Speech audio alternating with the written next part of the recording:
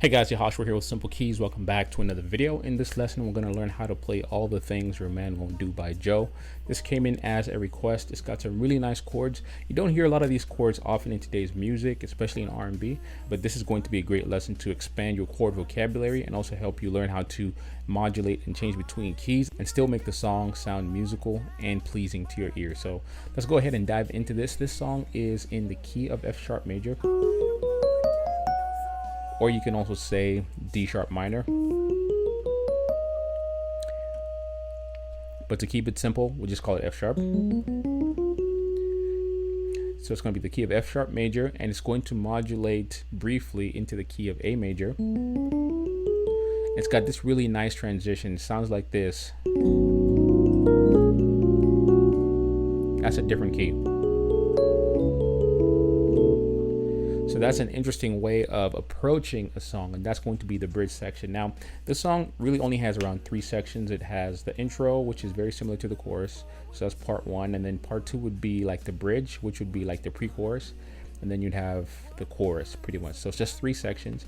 And if you want to learn more about how I'm able to pick up all of these songs, I do have a program called Master the Piano where I take you through the entire music learning process from scratch, where I walk you through the fundamentals, chords, progressions, and how to break down songs, and how I pick up literally hundreds of songs, thousands of songs really, by ear in just a number of minutes. So this was a fun one to learn, didn't take too long, and I'll walk you through that entire process in those programs.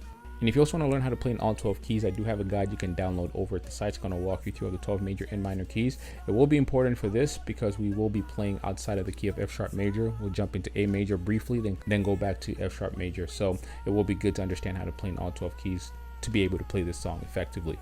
All right, so let's go ahead and dive right in. So the song starts off playing the chorus, which starts off like this.